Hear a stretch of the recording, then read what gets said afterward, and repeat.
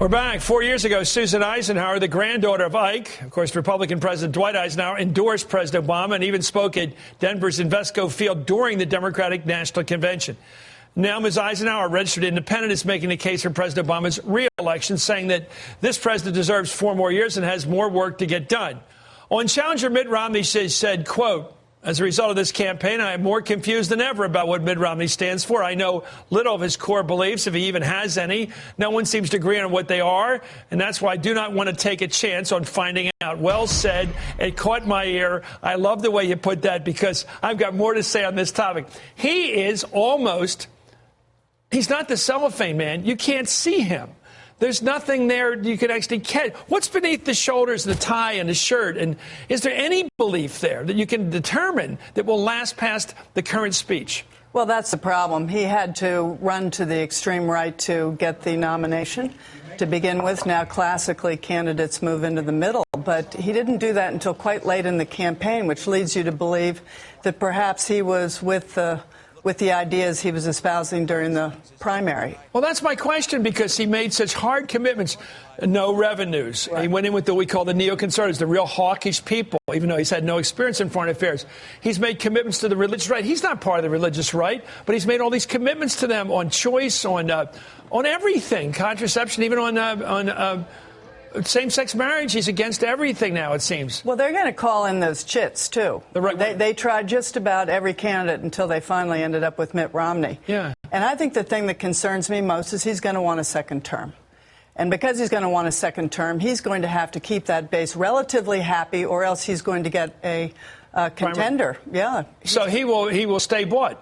I think that is the really compelling thing about a second term for any president, is that all of the politicking you have to do the first time around. I'll put you up. You're a smart lady, of course, and I want to put you up against somebody equally smart who I completely disagree with, David Brooks. I read his columns in the New York Times. Let's take a look at what Brooks said today.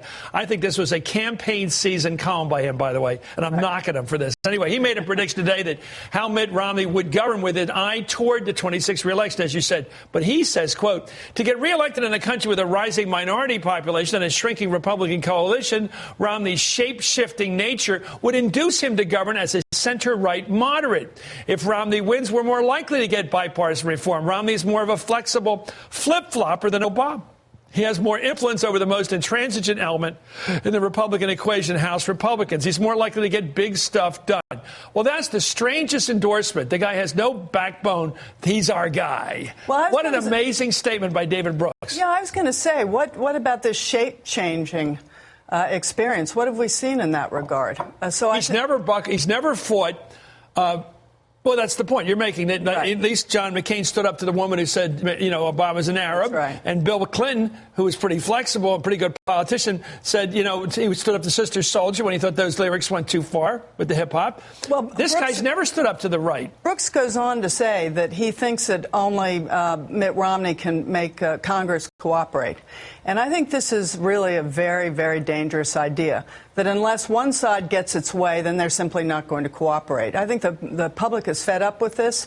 I think they really want Congress to cooperate with the new president, no matter who it is. And by the way, the Republicans who are running for the Senate now, this guy Murdoch right. and this guy Aiken, they're all further right than Mitch McConnell. They're going to join the DeMint crowd. Right. They are. And I think that the commitments that were made early in the campaign are going to come back to haunt Governor So how about, can you speak for Joey and David? Any chance your relatives are going to come in on this? Well, I don't. I'm the Washington Eisenhower. Okay. Everybody else. I hope in Gettysburg can join this team, perhaps. Yeah. Anyway, thank you. They're great people, as you are. Thank you. Great family. Susan Eisenhower. We'll be